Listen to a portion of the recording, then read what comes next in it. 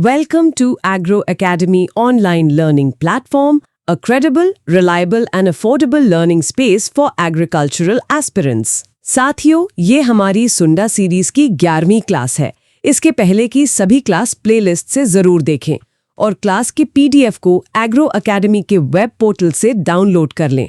And AFO mains की PYQ series को भी फॉलो करें, जो कि क्वालिफाइड एएफओ के द्वारा कराया जा रहा है। अगर आपको लेक्चर पसंद आ रहा है तो इसे लाइक करके अपने दोस्तों के साथ शेयर जरूर करें। अब क्लास में आगे बढ़ते हैं। आज हम दो बहुत ही महत्वपूर्ण फाइबर फसलों पर बात करने वाले हैं, कपास और जूट। हाँ, एक को हम सफेद सोना कहते हैं, बिल्कुल, और दूसरे को सुनहरा रेशा। तो चलिए सबसे पहले कपास से ही शुरू करते हैं। बिल्कुल। तो सबसे पहले a basic fact, family of cotton is Malvaceae. Hindi में कहें तो कपास की फैमिली यानी उसका कुल मालवेसी है। और ये एएफओ, एओ जैसे कई कृषि परीक्षाओं में एक सीधा एमसीक्यू बनता है ना? एकदम। इसे याद रखने की एक ट्रिक भी है। कपास का माल बहुत आसान है, में मूसला जड़ प्रणाली होती है जो जमीन में सीधी और गहरी जाती है। ये तो हुई जड़ की बात। अब पौधे के ऊपरी हिस्से पर आते हैं। मैंने सुना है इसके फूल की कली का एक खास नाम है। हाँ, flower bird in cotton is called square. कपास की फूल की कली को स्क्वायर कहा जाता है। ये टर्मिनोलॉजी आधारित प्रश्न है, तो इसे स्क्वायर नाम से ही याद रखना है। और स्क्वायर के बाद जो फल बनता है, fruit of cotton is called बोल और कैप्सूल। कपास के फल को बोल या कैप्सूल कहते हैं। ठीक है। और शाखाओं के बारे में क्या? उनमें भी कुछ खास होता है? बिल्कुल। Types of branches are monopodial and sympodial. कपास में दो तरह की शाखाएं होती हैं। मोनोपोडियल जो वेजिटेटिव यानी वानस्पतिक होती हैं। मतलब ये सिर्फ पौधे को बढ़ने में मदद करती हैं। सही।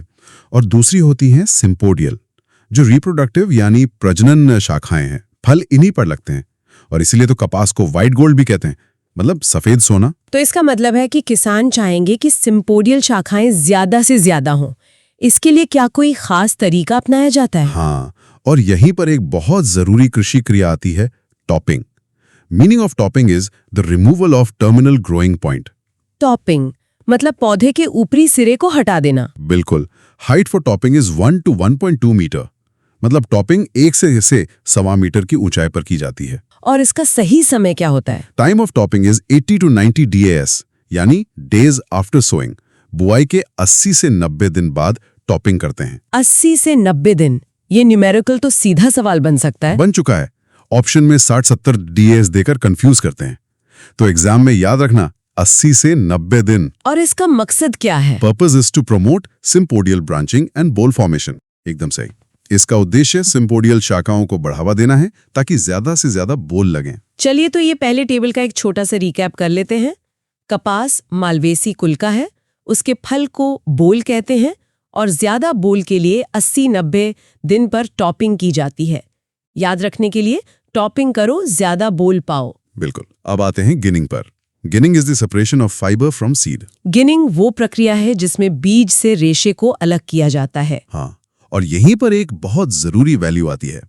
Ginning percentage is 30-35%। मतलब गिनिंग प्रतिशत 30 से 35% होता है। औसतन 33% मान सकते हैं। हाँ, lint percent in cotton is 33%। और एएफओ मेंस में ये सवाल कई बार आया है। गिनिंग प्रतिशत और लिंट प्रतिशत में कंफ्यूज नहीं होना है। ठीक है। और रेशे की क्वालिटी किन बातों पर निर्भर करती है? देखिए, fibre length and fineness are genetic traits. मतलब रेशे की लंबाई और महीनता ये तो आनुवंशिक गुण हैं। और इन्हें मापने के लिए भी कुछ होता होगा? बिल्कुल। Fibre maturity is measured by the arealometer. रेशे की परिपक्वता एरियोलोमीटर से मापी जाती है। और fibre thickness is measured by nappiness. Nappiness, ठीक है। और उसकी spinning quality? Spinning performance is measured by the number of counts. Spinning प्रदर्शन को काउंट्स की संख्या से मापते हैं। समझ गए। अब सबसे जरूरी सवाल, 1 bale of cotton is 170 kg। हाँ, कपास की एक गांठ का वजन 170 किलोग्राम होता है। ये वैल्यू बहुत बहुत महत्वपूर्ण है। और यहीं पर गलती होती है, क्योंकि ऑप्शन में 180 kg भी देते हैं, जो कि जूट का होता है। बिल्कुल, यही गलती करवाते हैं। तो याद रखो, कपास एक साथ 170 पे रुका। मैं फिर दोहराता हूं, कपास की एक गांठ 170 किलो। तो इस टेबल का रिकैप करें तो गिनिंग प्रतिशत औसतन 33% होता है और एक गांठ का वजन 170 किलो होता है। याद रखो, कपास का एक बंडल 170 किलो का होता है। सही। अब आगे बढ़ते हैं। खरपतवार, रोग और विकारों पर। इसमें सबसे पहले खरपतवार। Important weeds are Trianthema, Echinochloa, Digera. हाँ, और इनके नियंत्रण के लिए herbicide used is diuron at 0.5 kg AI per hectare। मैंने सुना है कपास कुछ हर्बिसाइड्स के प्रति बहुत संवेदनशील भी होता है। हाँ, cotton is highly sensitive to 2,4-D and glyphosate. कपास 2,4-D और ग्लाइफोसेट के प्रति अत्यधिक संवेदनशील है। लेकिन अब तो 2.4D रेजिस्टेंट कपास भी आ गया है ना? आ गया है। The 2,4-D resistant cotton gene is TFD-A। और बीमारियों में सबसे गंभीर कौन सी है? Bacterial blight is caused by Xanthomonas. It is the most serious disease. Bacterial blight, जिसे जीवाणु अंगमारी भी कहते हैं, ये ज़ैंथोमोनास से होती है और ये सबसे गंभीर बीमारी है। इसके अलावा कुछ फिजियोलॉजिकल डिसऑर्डर्स भी तो होते हैं। हाँ, बिल्कुल। जैसे तिराक या बैड बॉल ओपनिंग, ये अर्ली सोइंग या वाटर स्ट्रेस की वजह से होता है, मतलब अगेती बुवाई या पानी की कमी से। और एक रेड लीफ की समस्या भी होती है। हाँ, रेड लीफ ज्यादातर अमेरिकन कपास में होती है, पर जो एग्जाम में सबसे ज्यादा पूछा जाता है वो है little leaf. Little leaf is caused by zinc deficiency. ये जिंक की कमी से होता है। बिल्कुल। और एक और है crinkle leaf. This is caused by manganese toxicity. ये मैंगनीज की अधिकता से होता है। डिसऑर्डर और उनके कारण पर मैच द कॉलम वाले प्रश्न बनते हैं, तो ये याद रखना जरूरी है। लिटिल लीफ जिंक की कमी से। और कपास का सबसे बड़ा दुश्मन कीड़े, खासकर बॉलवर्म। हाँ, सकिंग पेस्ट जैसे jassids, white fly, aphids, thrips तो हैं ही, पर असली तबाही मचाता है बॉलवर्म कॉम्प्लेक्स। इसमें कौन कौन से आते हैं? इसमें 3 मुख्य हैं। पहला, स्पॉटेड बॉलवर्म, एरियस इंसुलाना। ये टर्मिनल शूट्स, मतलब ऊपरी शाखाओं पर हमला करती हैं। दूसरा है पिंक बॉलवर्म, पेक्टिनोफोरा गॉसिपियला। ये मैच्योर बोल्स यानी पके हुए बोल पर हमला करती है। और तीसरा, जो शायद सबसे खतरनाक है, अमेरिकन बोलवर्म हेलिक्वर्पा आर्मिजरा। ये स्क्वायर्स, फ्लावर्स और बोल्स, मतलब कली, फूल और फल, सबको नुकसान पहुंचाती है। तो इस सेक्शन का रिकैप है: कपास 2,4-D के प्रति संवेदनशील है, सबसे खतरनाक बीमारी बैक्टीरियल ब्लाइट है, लिटिल लीफ जिंक की कमी से होता है, और पिंक बॉलवर्म पके हुए बोल को नुकसान पहुंचाता है। याद रखो, जिंक कम तो पत्ती छोटी। बिल्कुल सही। और इसी बॉलवर्म की समस्या से निपटने के लिए बीटी कॉटन आया। एग्रो एकेडमी ने IBPS FO फाउंडेशन बैच आपकी तैयारी को नेक्स्ट लेवल पहुंचा सकता है with complete concept clarity. Competition से आगे रहने के लिए अभी ज्वाइन करें। डिटेल्स टेलीग्राम पर देखें। चलिए लेक्चर कंटिन्यू करते हैं। हाँ, तो हम बीटी कॉटन की बात कर रहे थे।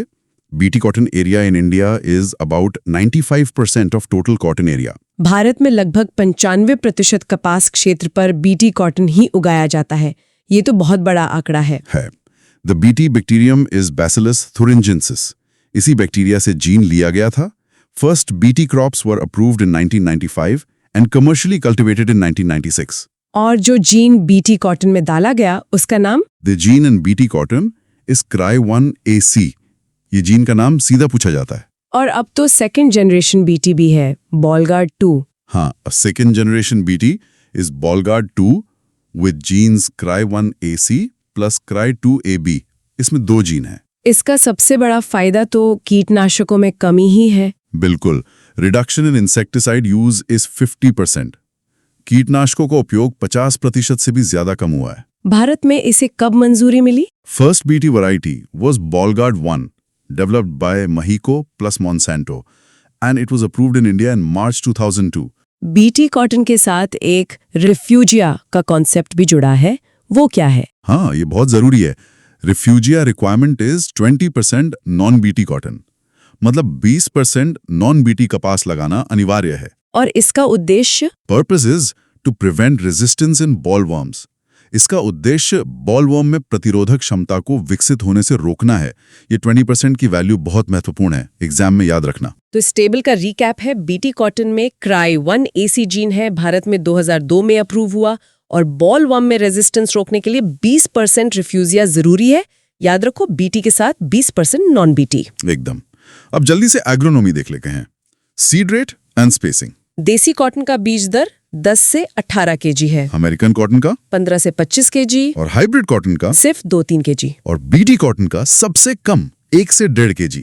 हाइब्रिड और बीटी कॉटन की बीज दर बहुत कम होती है, इस पर सवाल बनता है। सोइंग टाइम की बात करें तो नॉर्थ इंडिया में फर्स्ट फोर्टनाइट ऑफ मई, मतलब मई का पहला पखवाड़ा। सेंट्रल इंडिया में लास्ट वीक जून, फर्स्ट वीक जुलाई। और तमिलनाडु में सितंबर अक्टूबर। एक और कॉन्सेप्ट है अल्ट्रा नैरो रो या यूएनआर कॉटन। हाँ, यूएनआर कॉटन में स्पेसिंग होती है 19 × 19 सेंटीमीटर। इससे प्लांट पॉपुलेशन हो जाती है 2,77,000 प्लांट्स पर हेक्टेयर। ये यूएसए में डेवलप हुआ था। चलिए अब आखिर में कपास का वर्गीकरण और किस्में देख लेते हैं। Classification bye chromosome. तो डिप्लॉयड किस्में हैं जिनमें 2n = 26 क्रोमोसोम्स होते हैं। इसमें जी आर्बोरियम और जी हर्बेसियम आते हैं। ये देसी कपास हैं। और टेट्राप्लॉइड किस्में? उनमें 2n = 52 क्रोमोसोम्स होते हैं, जैसे जी हिरोसिटम और जी बार्बाडेंसे। ये अमेरिकन और इजिप्शियन कपास हैं। भारत में सबसे ज्यादा कौन सा उगाया जाता है? एरिया शेयर इन इंडिया में सबसे ज्यादा हाइब्रिड कॉटन है, लगभग 40%। उसके बाद जी हिरोसिटम लगभग 36% है। कुछ इंपॉर्टेंट वैरायटीज के नाम बता सकते हैं? जरूर। जी आर्बोरियम में लोहित और विरनार हैं। जी हिरोसिटम में गंगानगर जटी और बीकानेरी निर्मा। और जी बार्बाडेंसे में सुविन और सुजाता। और हाइब्रिड्स में सबसे मशहूर? हाइब्रिड वैरायटीज में सबसे पहले H4। It was the first commercial cotton hybrid, भारत का पहला कमर्शियल हाइब्रिड। और Varalakshmi? Varalakshmi was the first interspecific hybrid. ये पहली इंटरस्पेसिफिक हाइब्रिड थी। और राजस्थान के लिए मारू विकास या राज HS16, ये वहां का पहला हिरोसिटम हाइब्रिड था। बहुत बढ़िया। तो इस सेक्शन का रिकैप है, बीटी कॉटन की बीज दर 1 से 1.5 किलो हेक्टेयर है, H4 पहला कमर्शियल हाइब्रिड है और वरलक्ष्मी पहली इंटरस्पेसिफिक हाइब्रिड है। याद रखो, H4 है पहला हीरो। बिल्कुल। तो ये थी कपास की कहानी। अब चलते हैं सुनहरे रेशे यानी जूट की तरफ। हाँ, जूट। बोटैनिकल नेम कोर्चुरस spp और फैमिली टीलिएसी। और इसका कॉमन नेम है गोल्डन फाइबर यानी सुनहरा रेशा। भारत की क्या स्थिति है जूट उत्पादन में? India's rank in jute is first in area and production in the world. Bharat jute के क्षेत्रफल और उत्पादन दोनों में दुनिया में पहले स्थान पर है। और भारत में कौन सा राज्य सबसे आगे है? Leading jute state in India is West Bengal. Bharat में प्रमुख जूट उत्पादक राज्य पश्चिम बंगाल है। अब आते हैं उस वैल्यू पर जो कपास के साथ हमेशा कंफ्यूज करती है। Weight of one bale of jute is 180 kg. हाँ, जूट की एक गांठ का वजन 180 किलोग्राम होता है। कपास 170 किलो, जूट 180 किलो। इस वैल्यू को कंफ्यूज मत करना। याद रखने के लिए जूट 10 कदम आगे। बढ़िया है। और seed rate of jute is 6 to 8 kg per hectare. Jute की प्रजातियां भी अलग अलग होती हैं। हाँ, 2 मुख्य हैं। पहली कॉर्कुरस ओलिटोरियस, जिसे टॉसा जूट कहते हैं। ये वेल ड्रेन्ड हाईलैंड्स पर उगता है। और दूसरी है कॉर्कुरस कैप्सुलरिस, जिसे व्हाइट जूट कहते हैं। इसका क्षेत्रफल लगभग 70% है और ये ग्लाइकोसाइड कॉर्कैरिन की वजह से स्वाद में कड़वा होता है। अब आते हैं जूट की सबसे जरूरी प्रक्रिया पर, कटाई और rating. Best stage for quality fibre is the small pod stage. अच्छी गुणवत्ता वाले रेशे के लिए कटाई का सबसे अच्छा समय छोटी फली अवस्था है। और दिनों में बात करें तो optimum harvesting time is 135 to 140 DAS। कटाई के बाद होती है rating. Rating is a microbial process. हाँ, रेटिंग एक सूक्ष्म जैविक प्रक्रिया है। Purpose of rating is loosening fiber by decomposing pectin and hemicellulose. मतलब रेटिंग का उद्देश्य पेक्टिन और हेमीसेल्यूलोज को विघटित करके रेशे को ढीला करना है। 34 डिग्री सेल्सियस। रेटिंग के लिए इष्टतम तापमान 34 डिग्री सेल्सियस है। ये तापमान का न्यूमेरिकल सीधा पूछा जाता है, एग्जाम में याद रखना, 34 डिग्री। तो जूट के इस टेबल का रिकैप ये है कि जूट की एक गांठ 180 किलो की होती है, रेटिंग के लिए सबसे अच्छा तापमान 34 डिग्री सेल्सियस है और कटाई के लिए सबसे अच्छी अवस्था छोटी फली की अवस्था है। याद रखो, जूट को गर्मी पसंद है। बिल्कुल। तो आज हमने कपास और जूट दोनों को विस्तार से कवर कर लिया है। हाँ, चलिए अब एक बार सारे जरूरी न्यूमेरिकल वैल्यूज का क्विक रिवीजन कर लेते हैं। जरूर।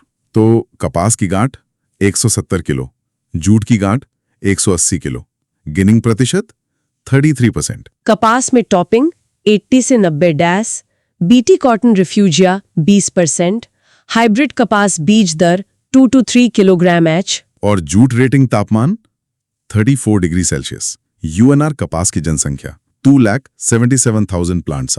अब इनमें से सबसे ज्यादा रिपीट होने वाले हाई प्रायोरिटी वैल्यूज कौन से हैं? देखिए, सबसे जरूरी है कपास की गांठ 170 किलो और जूट की गांठ 180 किलो। ये हमेशा कंफ्यूज करते हैं। दूसरा, गिनिंग प्रतिशत 33%। हाँ। तीसरा, बीटी कॉटन रिफ्यूजिया 20%। चौथा, H4 जो पहला कमर्शियल हाइब्रिड था। और जूट से रेटिंग का तापमान 34 डिग्री सेल्सियस। और डिसऑर्डर में लिटिल लीफ जिंक की कमी। एकदम, ये वैल्यूज लगभग हर कृषि परीक्षा में किसी न किसी रूप में आते ही हैं। क्लास PDF रिवाइज करें और ऑडियो रिप्ले करें फॉर अटेंशन। अगर आपको ये क्लास पसंद आई हो तो कमेंट में अपनी प्रतिक्रिया जरूर बताएं।